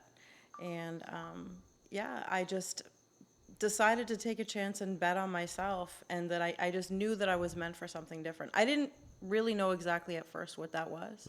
I kind of fell into modeling, and it just kind of snowballed from there. Really? Yeah. I was trying to promote the message that you're never too old to dream a new dream or set a new goal. Say that one more time. You're never too old to dream a new dream or set a new goal. I found so many people when I was in my 40s. I switched my life. I got divorced, had to start kind of things all over again in my life. And there were so many people my age that had just given up on life, that they had felt like they had nothing else, that they were, stuck in marriages and jobs, that they couldn't do anything else. And I'm like, fuck that. Fuck that. No, that's not it at all. I went back to school and got my degree at 42. Oh, shit. Yeah. So, and I just thought, this is the message I need to show everybody and share with everybody. And that's kind of how it transpired from there. Is that your continual narrative that, Always. Yeah. That's what all across my social media, that's the big thing. And I feel like I'm inspiring people through my journey. Yeah. Because, when I'm inspiring people, I'm walking the walk of what I'm talking about as well. Yeah. You know, because like words don't teach, actions do. Yeah, so yeah. I can't say that without actually doing it myself. So Words don't teach, actions. words don't teach. This is why I fuck with Tamara. 'Cause she be dropping little nuggets and you don't even realize it. Like, words don't teach, actions do. So she's doing it. You walking in your journey. Yeah. And you living it. Do you find yourself inspired? Like, women come up to you like, oh my God, your journey is like. Definitely. Yeah. How does that make you feel? It's wonderful. Like that to me, like that's one of the best things of what I do is being able to inspire other people to live their passions and break free of stereotypes and, you know, break free of their fears and realize that life is fucking short and, you know, we get to do this one time. So, Yeah. you know, believe in yourself. What kind of person are you? Do you put toilet paper on the seat, public toilet seat, or do you just raw dog it? I don't put toilet paper on the seat. You don't put toilet paper on the seat? Who's got time for that? It's a waste of toilet You paper. put an ass gasket down, or you just raw dog it? Like, fuck it, I'm just gonna live life. Just a few inches above. What you working on right now? So right now, I have a movie out on Amazon Prime. It's called Life After 40. So that was my Life After 40, Life Amazon. After 40, Check that Amazon out. Prime. Check that out. Doing commercial work. So I have a magazine feature coming out where I'm on the cover. I also have another interview project coming up. And I have a commercial coming out too. So shit. lots on the go. My podcast is going to be starting soon as well. Yes, man, I've been on your head about that. I know. Fuck, It's coming. Your girl, it's your coming. It's homegirl coming. too. It's coming. Like, it's you coming, got to it's do coming. it. Yes. People want to hear your story. It's coming. It's coming. Yep. I love From the the fact. heart. Go ahead. From the heart is my. It's from the is my- heart? yeah. Because that's the way I speak. Is always is from the heart. So when we do these, if y'all seen any roasting in publics that I do, you'll see that Tamara's on some of them. And one of my favorite questions to ask people, and I'm like, come look at Tamara. What kind of men try to talk to her the most? And they be like, black dude. I said, why? Because she got ass. You find that who are the most aggressive people who try to talk to you on a regular basis? Most aggressive. Yeah, most aggressive or most consistent. I know aggressive is probably dudes that's like 5'3". Like, listen, we the same size when we laying down. I'd say probably like the younger guys are most aggressive. Really? Yeah. Yeah. Yeah, younger dudes be wanting to cougar. What's the coldest pickup line you've ever heard, or just like something, the most memorable time where somebody tried to talk to you, if you could think of? Most memorable time. That's a tough one. Yeah. You got me on the spot there. I got you on the spot. You got Yeah, Johnny yeah. on the spot, Charlie. Most memorable. You can come back to that. Yeah. So I want to share some more of these stories. You're from Canada, Toronto. Toronto, yeah. Born and raised. Have you Born and raised. noticed a difference between, because typically it's two different countries, so there's going to be two different things, two different ways of seeing life, two different ways of operating. What are some of the things that you noticed in Canada, the differences between Canada and here, good or bad? Well, one of the biggest difference is the freaking healthcare. Yeah. It sucks here. Yeah, I got that So, free healthcare yeah. over there. Fuck you for that. Yeah. Well, and it's not as great as what it used to be in Canada, but it's certainly a whole heck of a lot better than what it is here. Really? So, yeah. Yeah, healthcare is number one. What else? I find that Canadians seem to be a little bit more accepting than what, a lot of Americans are. I know. Is that a fact? That's a fact. Yeah. We're More just accepting. More Canadians accepting. a little bit Yeah. more cool. They are. Yeah. Especially We're in the just business chill and we laid in. back. Especially in I the think business so. that we in. Yeah. And this business is cutthroat, man. Yes. You think did you pursue acting, comedy, modeling in Canada prior to leaving, or you just A little bit of modeling, but I started traveling down to New York for other reasons. But I started shooting in New York, and that's kind of where I got my start. really? Yeah. Modeling yeah. in New York? While in New York. Which is just yeah. like I love Toronto, New right? York. Yeah. It's not like Toronto. You No. said. I'm on both coasts a lot, so. So look, I was telling you inside about how I was doing this reality show on BET. Well, I was supposed to, right? I can't say the name and none of that other shit, but it was like a 40 single show on BET, and they sent me this 32-page contract, and I disputed 2 or 3 pages, and they made the change, and then they went through all of my social media posts, and then they told me what I needed to remove. I pulled all of that down. Because traditionally, I didn't want to be on a reality show. Yeah. You know what I'm saying? Yeah. I just didn't want to, but then they asked me to pull all the stuff down, and I did. And it was just like right when we was about to shoot, like I was on the way, prepared to go. Oh, we're all set. We don't want you. And I'm like, dog, you everything you asked me to do, I did. I didn't even want to fucking do this show. I pulled everything off. You know what I'm saying? And I just feel like people like us who habitually, like we're habitual edge walkers. Yep. We're a bit rebellious. A little bit rebellious. We can't be bought. True. Do you feel like, and not only that, we older, like I'm about to be 45. I'm at over 50. You know what I'm saying? I feel like with all of those variables in place, do you think the journey, I wouldn't say more difficult, but do you think if we were willing to sell out, we could actually get there a little bit faster? And then what does that look like? Nope, I don't think so at all. Because I think that when you are motivated with money instead of your passion, it leads you in a completely wrong direction. And I have seen that with models, actresses, actors. I mean, I've had lots of opportunities for me to do work that goes against what I believe in. It might have gotten me to that walk of fame faster, but I'm not willing to sacrifice that for a couple of dollars. Yeah. I'd rather walk in my passion and my truth and get my message out my way. That's the rebellious side, but I'm gonna do it my way. Yeah. No, that makes sense. That's why I mess with you, because it's, you the way you see and the vision that you have and how you want to pursue what you want, like you just can't be bought. Like, to me, that's just more valuable. Like, my whole show is just based on, I want people on the show that's real. You gotta be real. I want people that's gonna choose truth over popularity. Like, that means more to me than anything. Because Charlie, when we do that for ourselves, we also encourage other people that they can do that as well and get rid of and go against what everybody else is doing and live in their own truth as well. Right. So. No, absolutely. I want to do a Q&A. If you got any Q&A you want to leave me, go to askcharlienewhart.com, askcharlienewhart@gmail. Langston's probably going to pop it up on the screen. I actually just gave this nigga an assignment. askcharlienewhart@gmail. Go to my Q&A. Boy, all of my yelling at you is like paying off, because now you're doing exactly what I want. And I need to make sure to stop and promo it. That's why I fuck with you, because he's like, these are some of the things that you have to do during the shoot. You gotta talk about this and talk about that. So, have you? I want to ask you this question. Have you ever seen the movie Bronx Tale? No. You ever seen Bronx Tale, Langston? Long ass time ago. You seen Bronx Tale? Bronx Tale is this movie with Robert De Niro, Chaz Palminteri. You saw it? Yeah. It's okay to talk. You know, so look, in this movie, one of my favorite scenes, Tamara, is this gangster is teaching this young boy. He's like 16. He said, when you take a girl out on a date, this is a two-part question. When you take a girl out on a date and you go and you open the door for her, when she gets in the passenger seat, he said, you walk around the back of the car and look through the back window.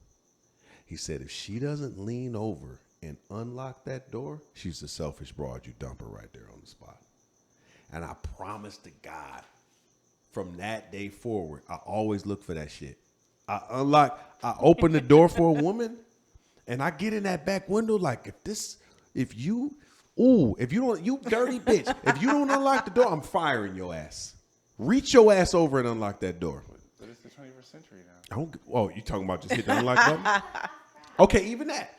Still, if I hear you hit the unlock button to let me in, okay, cool. Or at least, let's just say I hit the unlock button on my key fob and I unlocked all the doors. Okay, cool. But if I open the door for you and I see you trying to make some type of effort to let me in, unlock, reach over, something. Like, to me, if you reach over and open my door and push it, we're going to have a good time tonight. We're going to have a good time. What do you think about that? And do you think chivalry is dead in dating?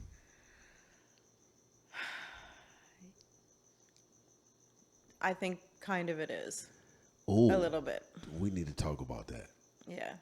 What do you think? Would you lean over and unlock the door? Yeah, I would. You would? Mm-hmm. Okay, you a keeper then. Yeah, would you a keeper? Why do you think chivalry is somewhat dead?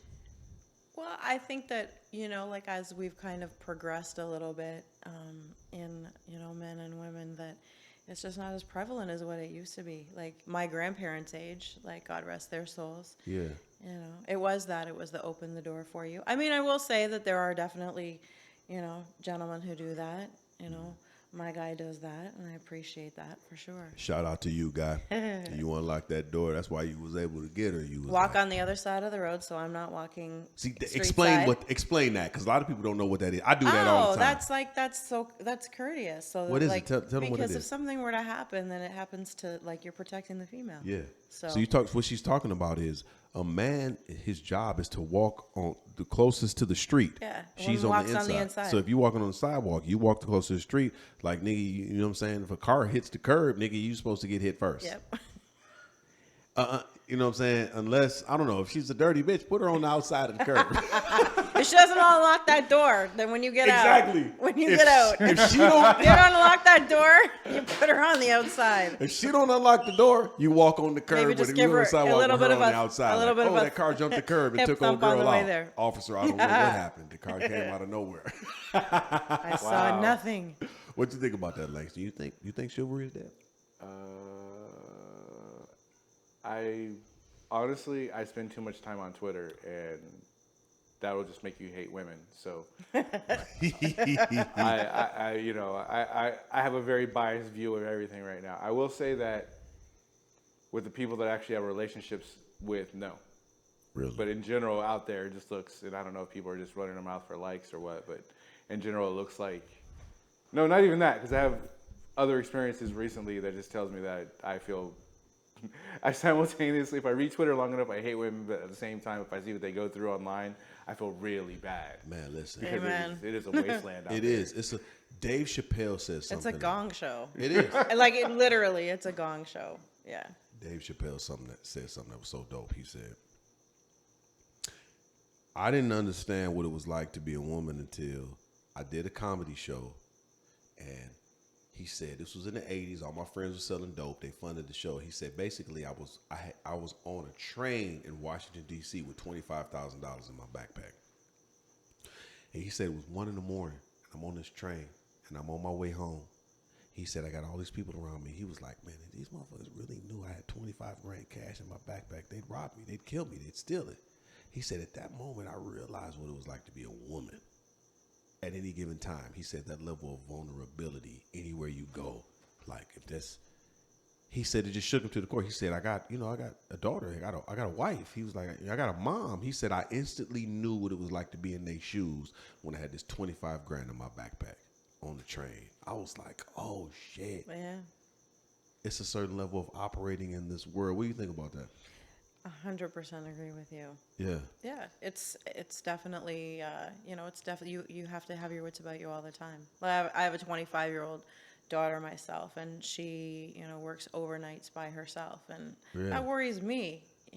Yeah, as a mom. So, but I probably wouldn't worry as much if my 27-year-old son was doing the same thing. Same. So do you feel like you gave your daughter an extra level of more game, and operating in this world comparative to your son? Like he tough, he'll figure it out.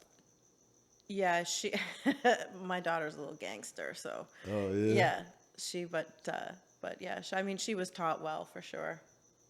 See, that's a blessing, man. When you're able to balance both worlds and balance your kids, spending time with your kids as opposed, and then giving them the gift. And she kind of does. She's a content creator too, right? Yeah, she's a content creator as well. Yeah, more fitness based. Yeah, Bronx Tale. Y'all need to check that movie out. Listen when Chaz Palmineri tells his homeboy, if she don't reach across and unlock that door, man. I'm still on that now. Even though I got newer cars and stuff, man, I still be in that back window, bro. This bitch, you not gonna lean over. What you think about that? It would probably stick to me too because he's a good fucking actor. So Chaz? I'm just imagining that delivery, and you'd be like, "Yeah." Oh man, you like think as a about young it. person, that would really burn into my head. Like 97, 98. I was just like, oh man. And I was driving old school. I had an old Eldorado. Right. I had an 84 Eldorado. Oh my God. So I remember putting this girl. No. I had a 79 Monte Carlo. I'll never forget her name, Farrah Martin. Man, wow. I used to Hall of Fame? Yeah. Farrah Martin was in the Hall of Fame. I used to love Farrah, man. She was the real deal. So I picked up Farrah for a date, and I picked her up in the Monty, and I put her in the passenger seat. I promise you, I had watched Bronx Tale maybe a week before, dog. I looked through that motherfucking back window. I'm like, this bitch, man, I'm telling you, dog. I like her, but she got to do this, or I'm firing her. I looked at that back window, and I saw that arm reach across. A tear just rolled down. Tear. A diamond rolled down my left eye. I was like, So Farrah stuck around for a little while then. Farrah hey? was around for a while. There you go. I was a piece of shit. She opened that door. I did. I was a piece of shit for a little while too. She found that out too. But she did. She reached across. She unlocked that door.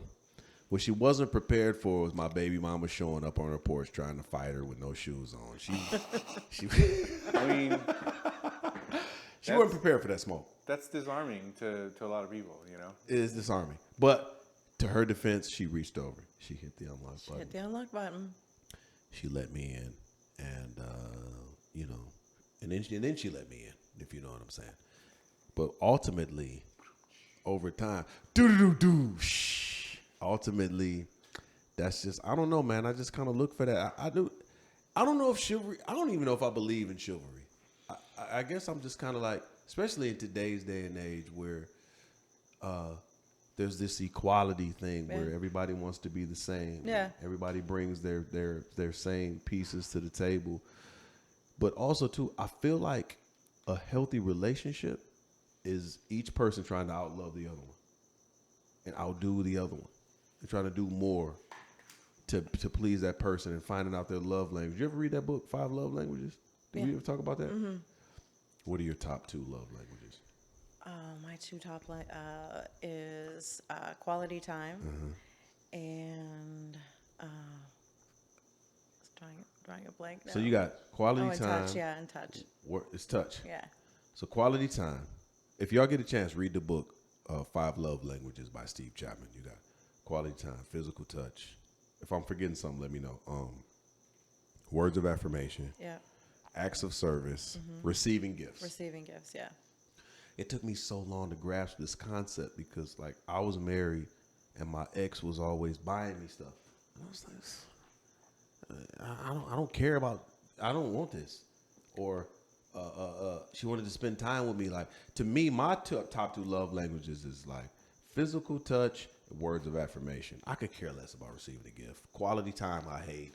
2 hours, I'm thinking about other shit I could be doing. Like, fuck are we on this balloon ride for? I don't want to do this shit. But I had to also realize that her love languages, like the way I show love into her was giving her love languages, which were quality time, receiving gifts. I remember one day I taped a $100 bill to the steering wheel in her car before she went to work one morning. And I got so much, anything you can think of, I got so much of that whole day. Like, you know what I'm saying? I was just like, damn, this is all I gotta, this is what she wants. It may not be what I want. Yeah. You know what I'm saying? But this is what she wants. So in relationships, if you can find out, and the way you find out what that other person's love language is what are they doing for you? Then you do that for them. And it's like, have you found, let me ask you, are you the type of woman who, like, you are going to express what it is you want, or do you expect someone to read your mind? It used to be that I would expect with my first ex-husband. We were married for 20 years, and I just expected him to be a mind reader. Really? One of the reasons why we're not still married. When did you make that change? As I grew in life, like, it wasn't until my 40s that I, really realized that, like, people aren't mind readers. You actually have to express how you feel. So, communication has never been an easy, thing for me in relationship. So it's taken me a long time to, get that point across. So now you express it like, I don't like that. I need you to do this. Yeah. I'm getting more vocal about that. So it's a learning process. I think it is. Absolutely. But the fact that you know what your love languages are, most people don't know. They're just like, nigga, what's that? Yeah. Love language. What do you think your love languages are? I don't want to know for personal reasons, my nigga. I'm a straight man. You know what I'm saying? But I just want to ask you if you know acts of service, receiving gifts, words of affirmation, quality time, Tacos? Physical touch. I don't know. Say what? Tacos? That's how you show you care. Tacos. That's how you show you care. You Is show that me some receiving bomb gifts? tacos. You show us some bomb tacos? Okay. Or that could Very, be very touch. specific. You show me some Tacos. bomb tacos. The Tacos. rest of it, like the the quality time and all the rest of that, like, and the gifts, I don't need all that. But if you show up with tacos, That's how you get to Langston. Ladies, if you want to get to Langston, okay, you bring this nigga some tacos. And then it's sad. I'm a very simple person. It's very sad. bring in tacos. You can get everything that you need from dude. This dude is, I love it, man. Is there anything you want to plug or promote before we bring your person on? It's your camera right there. Right here. Yeah. My message is simple. You know, you're never too old to dream in a dream or set a new goal. Life is so short. You got to make the most of every single day. So, for my audience, here's my thing for you guys is I want y'all to make a list of the 5 things that you enjoy in life the most. Ooh. And have a look if you're doing those 5 things on a regular basis. If not, you need to reevaluate. Yeah. Because that's where you're going to start to find happiness in your life and your passion. So, because we all know when you find your passion, you find your purpose. So, and it might be in those 5 things that you like to do every day. So. Tell them too. Remember when you talked to me about writing shorter term goals, like, because we had this discussion where I was like 3 years, 5 years. You was like, no, Charlie, break it down. And can you talk about that a little bit? Yeah. So for me, like, I don't typically do like really like long-term goals. Like, especially me now in the acting field, people are like, what is your end goal? I don't have an end goal. And I don't have like one particular thing that I want to reach. So I do short-term goals, usually 30 days, like within like 30 days, I try and do month goals. Right. So, and I break them down into different things in my life. So my personal goals, like what that looks like for me within myself, within my relationship, my work goals, and I break down my work goals into each type of project that I'm working on, you know, because I'm a content creator, I'm an actress, I'm a model. Right. So I break all those down into smaller ones. I like it. Yeah. And it's that satisfaction of when you check something off of that list. When you have those big long-term goals, they can seem so ominous. And, you know, people sometimes give up when they have those big long-term goals because it's not obtainable on a shorter-term basis. So little steps along the way will get you where you need to go. Good. So. Good. Let everybody know where they can find you. Again, you can find me on TikTok. Tamarily is me _. You can find me on Instagram. Tamarily is me. And then on Facebook, I have Tamarily. And also on YouTube, Tamarily. So good. Follow along on my journey. What's your go-to song in karaoke? If you got to hit the stage, what's your go-to song? Oh, that would be Dreams by Fleetwood Mac. Dreams. Yeah. That's class. How about you? Go-to song karaoke? She's Lost That Love and Feeling. Oh, wow. Okay, Lang. You be crying when you sing that motherfucker. That's a Navy thing. She's lost that. Do you reach out to the audience? I mean, it depends on who's there, but it's a Navy thing. It's a Navy. My song is Don't Stop Believing. Journey. Hey. Okay. Oh, I go all the way up, too. I Jay, get involved. what I about might take you? my shirt off, try to reach the audience. We went to karaoke this weekend. Did y'all? Yeah, we did. We Turn had up? so much fun. Did you hit the stage? No. We watched, She was though. with you? Did you hit the stage? We sang loudly and for everyone to hear and cheering everybody else on who was up on stage. From the comfort, of our seats. Yeah, it was great. Man, are you kidding me, man?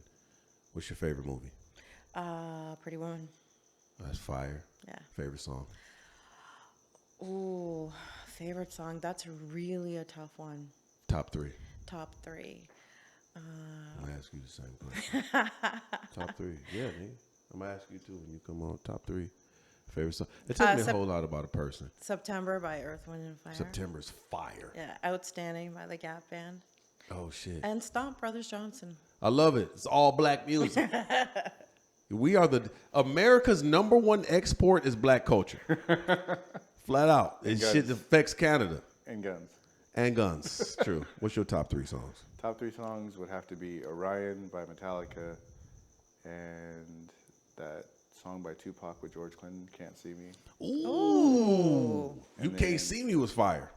There's something about that song. Yeah, it makes me want to fight niggas. It does, but it's not as offensive as what do you call it? Hit 'em up. Yeah, Hit 'em up was fire. Hit 'em up. Yeah, you need to have. You need to be fully armed. Dog. Yeah. What's your third? The third, I couldn't even tell you because it's like Those are the top 2 in your Top 2 in your With mind. like if those are the two things that I had to listen to, You just listen to those. Those will be your third. Yeah. All right, man. Fuck you. All right, so look, I got 3. My top 3 songs would be Art of Storytelling by Outkast. I love Outkast, man. Early in the Morning by Gap Band. Love Gap Band, man. Love the Gap Band. So I gotta get up. don't get a copyright strike. Yeah, do that. I don't know what this dude was singing, but that shit was terrible. And then I think my third song would have to be. See, it's not easy, is it? It's not. It's Why? No, I got Music is something. life. It's a Jeezy song. It's something by Jeezy. My third favorite is. Why does not surprise me? Jeezy and Doughboy's Cash Out, Mob Life. Every time I hear that song, I just want to sell crack. I don't do it, but I just want to stop everything I'm doing and sell narcotics as an old man. I love that song. Mob Life, Doughboy's Cash Out, Jeezy. Anytime I was in Dallas with my family at the club, my brother and my daughters, my 26-year-old and 23-year-old daughter, Jeezy came on. I don't know what song. I think it was Bottom of the Map. I look over at my brother. He got both his fists balled up. He was looking at everybody. I was like, somebody's going to die in this boy. And then I think the DJ felt it. He switched the song in 10 seconds. Like, I can't do this. What else did I want to ask you prior to our departure? I got the song. What is it? You Got Me by The Roots You Got Me. and Erykah Badu. I have no clue. That song it's like followed me around my whole life. It's really weird. Erykah Badu got ass, man. I didn't know that. That shit blew my mind, man. I just wanted to share it, but I thought she was like this neo-soul, skinny, strange person. But then I saw this video of her like, oh, she's not only is she crazy, she got frame. She be driving dudes crazy. So shout out to you, like in Erykah Badu. She's crazy, but she's got. It's more of a Roots song. She just has she sings a hook. She's got a. That's a good song. That's a good song. What's next for you? What other projects you got coming up? I think you may have talked about it a little bit. Yeah, I got a magazine cover feature coming out, so just found out about that, so that's pretty exciting. I'm back to New York in another couple of weeks for more shoots, which is great. So, yeah, a little bit of commercial work coming up as well. Good. Yeah. Let me tell you one of the things before I let her go. One of the things I respect so much about Tamara, we talked about this inside, is that she fights with two hands.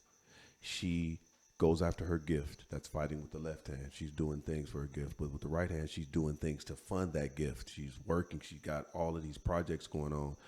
And this is my pitch and my what I want to say to you guys as creators. You don't have to be a starving artist, bro. Or lady, whatever. You don't have to. You can actually go after your gift and fund it, because that's how you stay true to your voice. But if you're willing to sell out for some money, then you're willing to take everything for the check. But what I respect so much about Tamara, why she's here, because I always say I want real people. I watch her. I know her journey. I watch her do, you know what I'm saying, some of the choices that she makes, some of the jobs that she works, some of the things that she does. It's like, I'm doing this to pay the bills.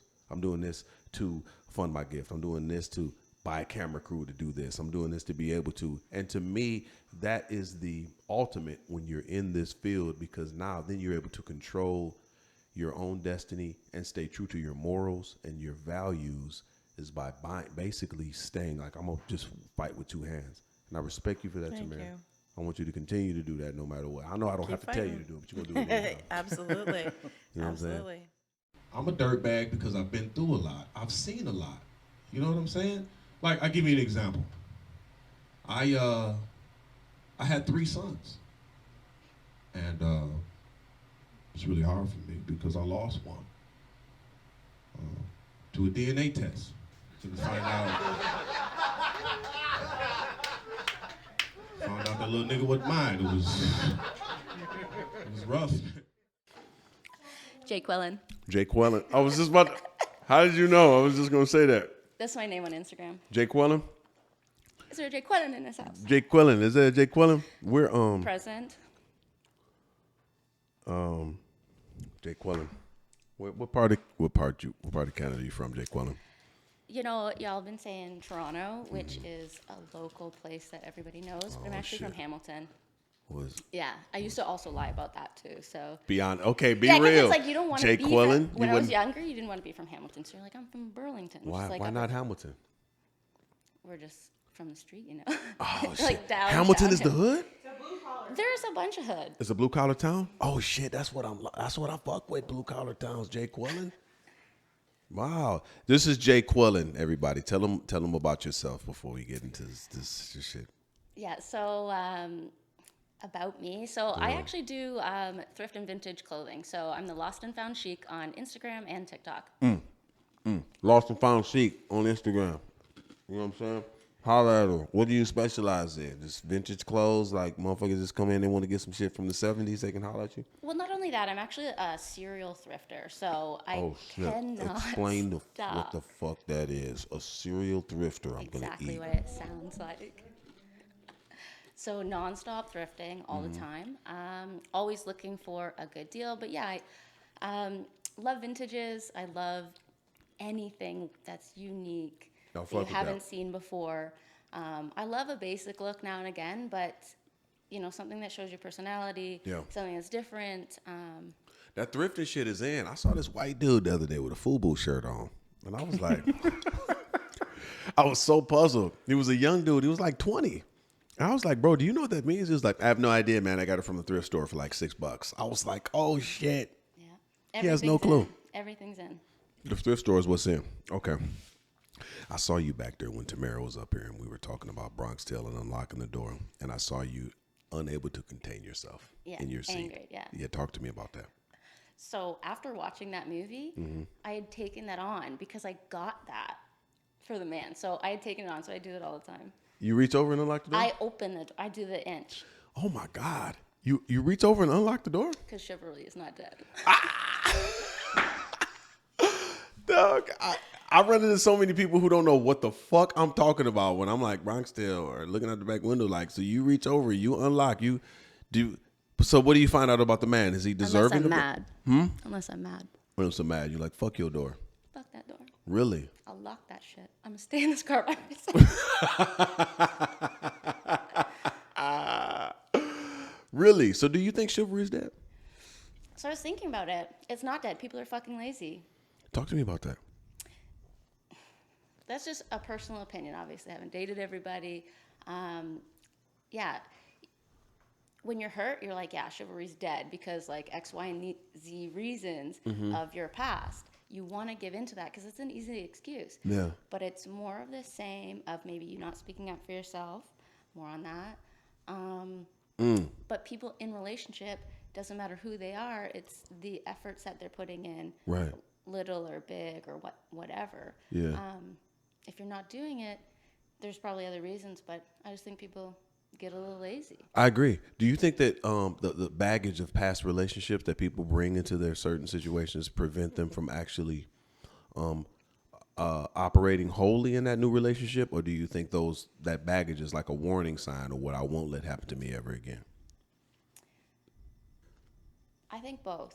And I think when it's present in the relationship, it's your job as the individual in the relationship on both sides to do the work. Yeah. And you're going to learn from that. Like with each person that I've dated, there's, some similarities and lessons that I've gotten in relationship from them. And then I see those lessons. Don't look at that. I was going to ask you Don't about look that. at that. How did you see that? I got fucking sunglasses on. How were you able to see? I want to know about the tattoo, but that's secondary. I want to know your life story because I can look in your... How much time Listen, do we listen to me. come back and I can look in your fucking eyes and I can see your life story. It's off the chain. You need to share some of it. It's downtown Hamilton. Yeah, I want to hear some of it. I'm like, fuck, man. You sitting over there and I can hear your life story loud as hell from that chair. Now that I got you here, I'm like, oh my God, you've seen some shit, man. I actually have. You have. And you have the ability to maintain this smile in the midst of it. I want to hear some of it, whatever you're willing to share. Listen, I've been shot. I've had cancer. I've been through it all. I've seen it all, and because of that, I'm just a glutton. That's why I fuck with Tamara so much, because her life story is so off the chain. I need to hear some of these pieces, and I want to know about this fucking tattoo on your left arm. It's really gangster. And then you want to know how I met Tamara? Yeah, I want to know all of that. First time I met her, she looked at me. First time meeting her, I don't know what you said, but you're like, there's going to be something more with us. Like, And not like that. yeah, it was kind of sexual. That's- It was like, it wasn't.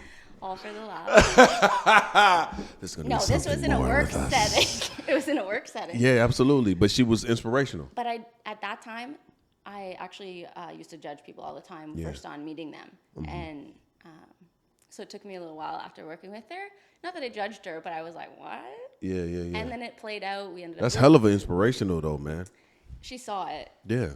And she literally was the savior. And I think, everything's aligned. The universe is always, out there for you. There's things happening. Yeah. I was here for a reason today.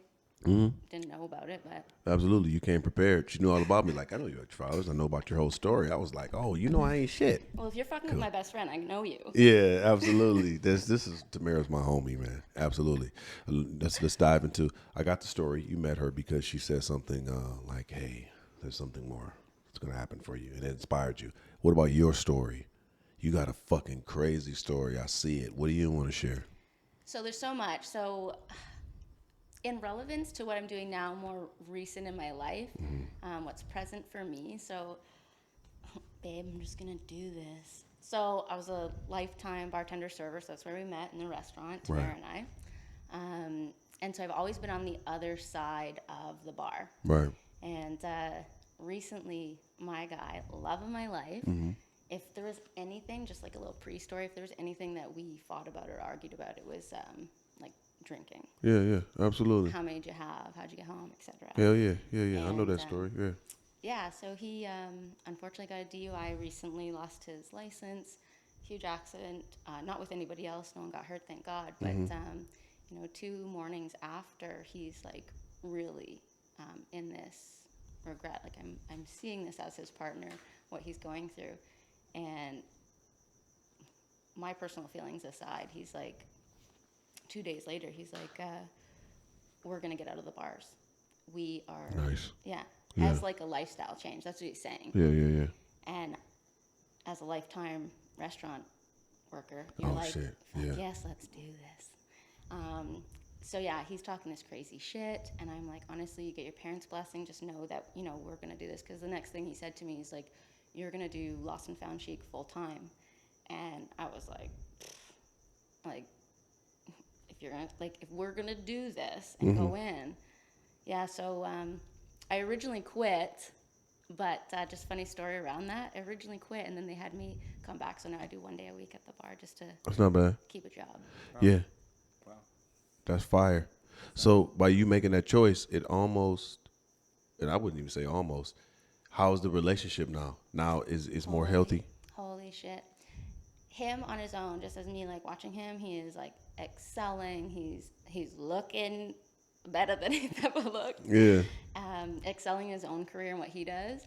And then us together, like there was things that historically were not moving that are just excelling. That's a blessing, man. It's unreal. And then Yeah. to be able to do what I was doing as a hobby full time, just with full on support, is unreal. So he gets his dick sucked all the time. I'm so glad you shared that. Look, I'm a huge fan. All right. When things happen the way they're supposed to, ladies, suck your man's dick. All right. Get down on those knees and polish that knob. What I'm super excited about is that. I have one thing to say on that. Oh, shit. Do that. I don't know who it was, and I'd love to give her credit for it, but I was watching this YouTube, and it was about this woman who's working about releasing tension in relationships. So she was at this retreat, and so her advice to like this circle of people was, if you're ever in an argument, just have sex, whatever it is. Yeah. Like connect with your partner, because Give him a handy.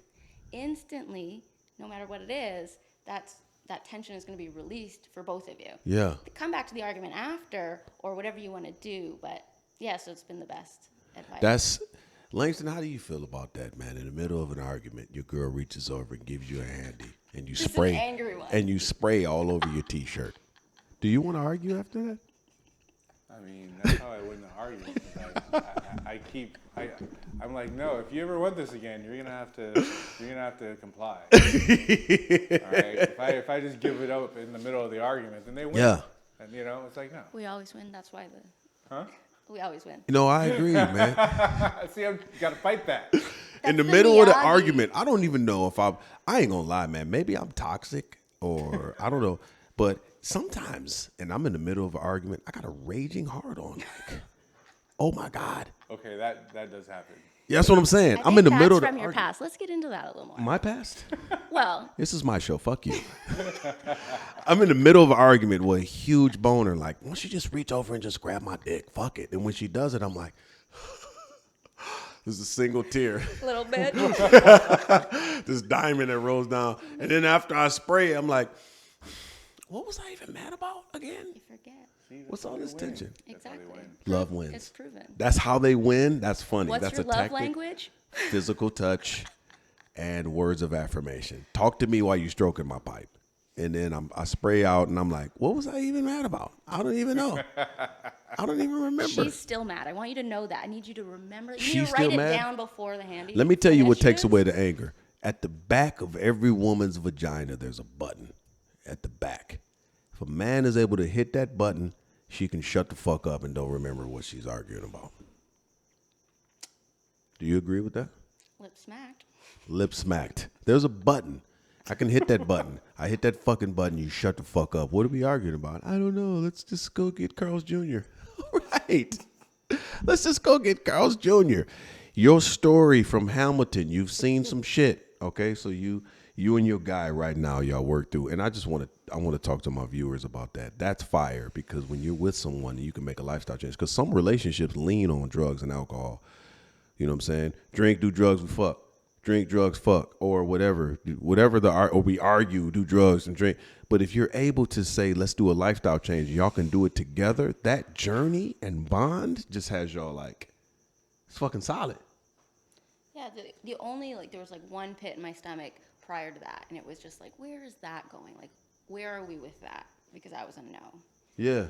You need transparency in that too. Like, where you at? Because especially when it's two addicts in a situation, transparency is what wins. Where you at? Just tell me. Mm-hmm. Did you have a drink, or you did something, or you fucked around, you did something? Transparency is what builds the bond. But if somebody, at least for me, when I'm with somebody and I can feel them hiding shit, then it makes me want to hide shit. I don't want to tell you nothing. And you know what? What? You have to go against that every time, because who you are in the relationship matters. Because that's what is attracting who's around you. And that's also what triggers and sparks something else in another. So no matter how bad or wrong somebody does you not to be righteous, but to be firm and consistent in where you stand and how you treat people and your unconditional love. That matters. And I know, because I am vibrating right now. Yeah, I That's see the you. only thing that fucking moving. Yeah, no, I see you. You vibrating. Go ahead, keep going. It just feels good, and everybody feels it. You can feel the difference, because it's a vibration, energy, good vibes. Yeah. That shit is real. Shit is transparent. That's you can feel why it. you can feel somebody maybe lying, maybe. Yeah, hell yeah, immediately. I'm like, this is some bullshit, man. Yeah. Or the truth, because I feel like transparency is contagious, especially if and that's one of the reasons I'm so cool with Tamara, even Langston, because it's I can throw some transparency out there to them too, and then they're going to hit me with some transparency back.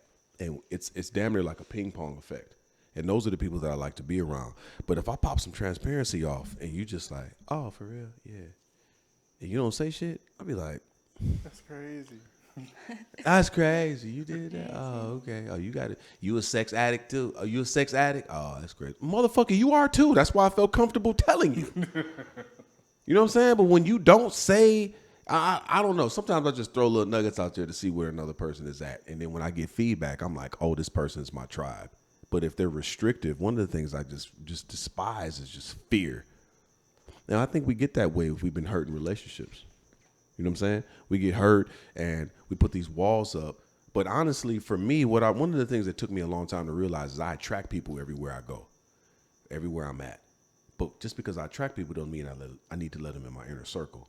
So now I'm cautious about people. But the people who are in my inner circle, it's like walls down. We just throwing shit out because there's no judgment, but it just takes some time. But when I get around people and I feel this restrictiveness and fear about just being, I'm just like, I can't force you to be in my inner circle. You just got to stay there. You just got to stay there before I bring you in. And you got anything else you want to share about your life story? Because it's loud. I can hear it. Your life story is off the chain. You can hear it in the mic? I can hear it in the mic. I can hear it here. I can hear it in my heart, my brain, all of that. Anything else you want to share about what? Because the moral of one of the morals of my podcast. There's some shit. It's not about how you start. It's about how you finish. Mm-hmm. Your story's loud as fuck. You want to share something else? Episode 2? Round 2? Episode 2? Round 2? Or you want me to go into some surface level shit? Like, do you put toilet paper on the seat before you sit down, or do you? Honestly, when you're asking that, there's different situations. You judge and assess. Public restroom. Yeah, each toilet you're judging and assessing. Okay, like looking at it to see if there's like some Should I? Shouldn't I? Should I hover? Should I just ass sit gasket? down? Yeah. Do you put an ass gasket down or toilet paper? I don't carry one with me, but usually, like right behind the toilet, there's a container full of ass gaskets that you just. my purse is so small.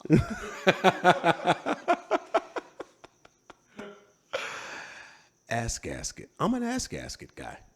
Public restroom. I gotta take care of business. I take the time to pull the ass gasket down, put it on the seat, and then I put extra pieces of toilet paper along the seat, and even on the inside of the toilet paper, inside of the seat, because I don't want my hot dog to touch anything inside the seat, anything close. So I just put so many layers where I know my hot dog's gonna be inside. It looks like a fucking Eskimo, man. Oh, it's built. I build. Man. I take so much time. I'm like a beaver when it comes to building a toilet seat. Would you date a girl that sat on the seat? Would I date a girl that sat on the seat?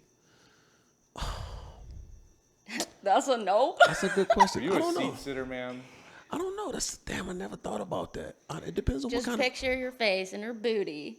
Yeah. And that's all you're going to be thinking about next time. I don't know, man. It'll be a no from now on. Would I date a girl who didn't put paper on the seat? Fuck, man. I don't know, man. That's a really good one, dog. Because we ain't shit. Dudes. It's nothing. It's like Patrice O'Neal has this joke where he was like, women, when they cheat or they mess with a dude, they actually like the dude. Dudes be like, man, who's that girl behind that dumpster passed out? I'll fuck her. It's a really good question. Did you want to answer the deep question about anything else you've been through that has taught you it's not about how you start, how you finish? Yeah, you know what? I'll go. Do it. So there's actually no other way to say it, and I don't talk about it in my story, like on Instagram or anything like that. It's not something I carry with me, but just to share for today. Unfortunately, in my younger years, I was molested, raped, handful of times. And what's interesting, so rewind a little bit, maybe like 2 years ago, Ty, my guy now, and I had just met. I was doing OnlyFans at the time. Right. And that was with his blessing. He's like, if we're going to do this, like, it was just make money. It was a pandemic. He was a real dude. Let's get this money, girl. Yeah. He's like. Shout out to you, man. Yeah. And so anyways, there was another something, and like doing that work for the guys or whatever brought back actual memories from from all that. Right. So, more relationship lessons, life lessons, why I was reaching for something that's more along the lines of, because all my life I'd been chasing, even though I'd been working as a bartender, I'd been chasing modeling. When I was young, my dad used to take me to get my hair cut at the barber with my brother. Right. It's fucking terrible. I Right. grew up as a young lady with two guys. So I just shopped at Randy River, and I idolized Playboy. Mm-hmm. That's all I ever looked up to. So I definitely assumed that was going to be who I wanted to be. Big tits, everybody loves me, blah, blah, blah. Right. So anyway, rewind to when I was doing OnlyFans and these memories are coming up. And when I started to remember those things that had happened, I'm like, I just wanted those people to pay. Those people being any guy. Yeah, absolutely. You want to get your power back. And what really gave me my power back was stopping all of that, because it's not genuine to me. It was just getting the bag. Yeah, it wasn't your voice. Exactly. Wow. So what do you think your voice is? I definitely speak for anyone, but I see a lot of women in my circle around my age that deal with confidence issues or whatever it is. People constantly putting themselves down, thinking they can't do something, and literally just not investing in the self-work, the self-relationship, pouring, the goodness. Like you personally, Charlie, you're an individual. No one else is like you. Tamara, individual. No one else is like her. Yeah. Each person has that, and it could be wasted if you're just not giving fuel to that fire. Man, you said something so important. I was talking to my daughter about this, my 23-year-old, because we just had this my older kids, I had them when I was really young, so they're like my sisters. I got two daughters, they're 26, 23, and my son's 22. And I'm 44, so they like my younger siblings. We so close. They seen me go through it all. And I was talking to my daughter, and she was like, Dad, I just don't understand why some people are just not willing to put in the self-work that it takes to build your soul. Because our soul is our mind, will, imagination, our emotions, our intellect. It's one. That's one. But our soul can be exposed to so many different things. Your imagination is off, then your body follows. You know what I'm saying? So she was just like, I don't understand why people don't want to put the soul work in. And I talk to so many people, and they don't say what you just said. Like, they're not willing. They don't even know what it's like to put the soul work in. What it's like to take the time to read certain books, or take the time, like Tamara was saying, to break down your goals instead of looking at lofty goals. Like, okay, well, let's just go 2 months, 6 months, 2 days, or 2 weeks. But to actually take the time to put the soul work in, so many people are not willing to do that. But you being willing to share your story, there's so many women like you that just got their hands raised like, oh my God, Jay Quillen. Me too.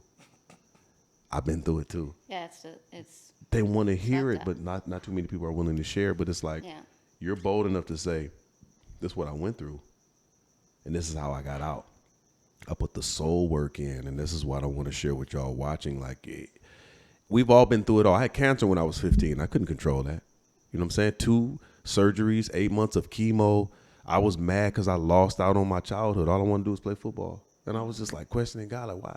All I want to do is just be regular. I just want to, why am I going through 8 months of chemo? Why? But ultimately, and then there's so many things that I did to bandage that, like the alcohol and the sex and so many things, was just to make myself feel better. But the trauma, the childhood trauma of going through cancer at a young age, it was so traumatic and hurtful. It took me so much time to heal. But ultimately, the older I get, it's my job to do the self-work. I can't blame it on the shit that happened to me that I had no control over. Exactly, yeah. And I was just chasing physical adoration or, things along that line. And that's honest, because you was just trying to heal. So what was the turning point for you? Was it getting a tattoo? What was the turning point for you? Like, I've got a couple of bad tattoo stories. It's not good. What was the turning point for you to be like, all right, man, I want to get back to that tattoo, but like, all right, man, I got to take responsibility for this and put the self-work in to heal. What was your turning point? The whole life story as a kid was unconventional. I'm sure everybody's got their own hard story, but it was always hard. We never had money. We were, big family. My mom's trying to support us. Mom and dad crazy, fighting, etc. Right. We moved 13 times in 11 months. A couple of times were evicted. Just regular bad shit. So I don't even feel like I had time to develop things. Right. But I do feel like I've always been soulfully developing. Because I've always been happy, blessed. There's not one time that I haven't been taken care of in one way or another. And I think that's my attention to my own happiness, my attention to what feels good in the moment, no matter what's happening. Because everybody does deal with hard shit. It doesn't matter. Facts. We all deal with shit, but it's like, how do we overcome And how were we able to? So let's talk about the. So, yeah, that tattoo, my sister actually has a tattoo, but it's actually not matching. It's supposed to be matching. Hers just looks better than this. It looks like a Pokemon onion. This is actually redone. And you laughed the first time you saw it? Yeah, a little bit. I know. People are like, oh, yeah, it looks so nice. Everyone says it looks nice. I'm like, I know you're lying because I can feel it. I was just trying to test you. I was just trying to see where you were at. Actually, more funny story, though. My first tattoo, I was 13 years old. And I was dating this guy. We called him Lettuce Head. And his mom was like... Lettuce Head. Yeah, he had the green hair. I was going to say, He's like, all I really want to know tattooed. what that means. Lettuce Head. It was from my stepdad, so it was like super old. Right. Anyways, so his mom was the party mom.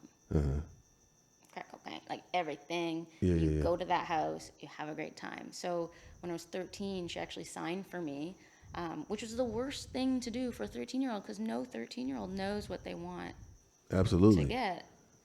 So that's when I got my tramp stamp. Oh, shit, you got a tramp stamp. Yeah. Can you guess what it is? It's eagle. It's like wings. It's eagles or some shit. You're not wrong. It's not an eagle. You're it's not wings. wrong. Butterfly? We are flying. It's so funny. My ex-wife, she had Okay. this tramp stamp, and it was like Rose Eagles kind of shit, and I was just like, shout out to you. The Rolls Royce Eagle? It was like roses with wings Roses. with some kind of shit. So I'm just kind of like, that's my first guess because of my ex-wife. Like it's butterfly-y. Yeah, it's not even the worst one. And neither is this. What else we talking The about? third one that we're going to talk about. Oh, so God. Tamara, who did you bring No, I here? hear about this. Who did you bring here to this fucking place? I need tattoos. The third one is what?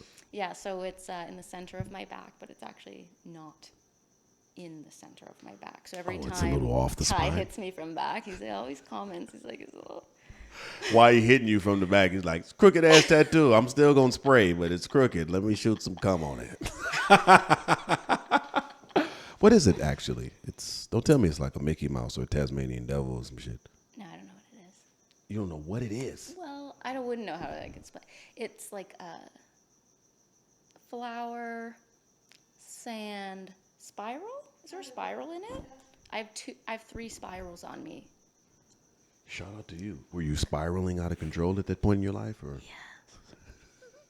Every day. Spiraling out of fucking control. I can't talk shit because these tattoos I have is 20 plus years old, and A little faded. I do get faded.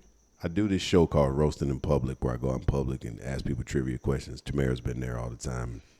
I'm roasting people, and this lady just fried me one time. She was like, I feel like you should have got better tattoos.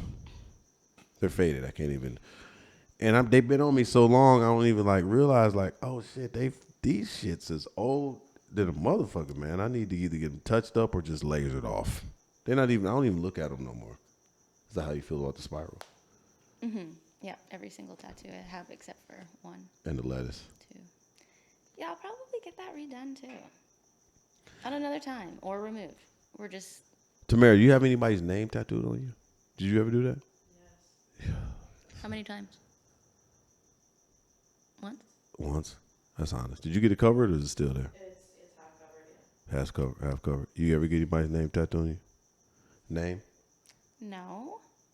But.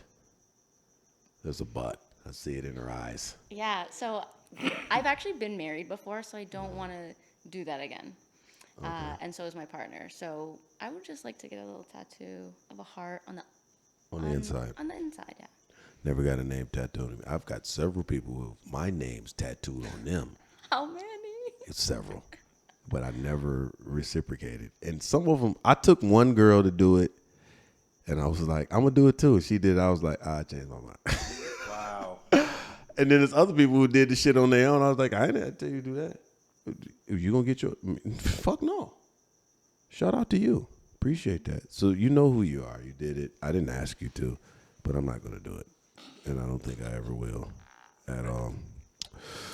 Okay, in closing, I want to say shout out to Farrah Martin, who reached over and unlocked the door for me after watching Bronx Tale.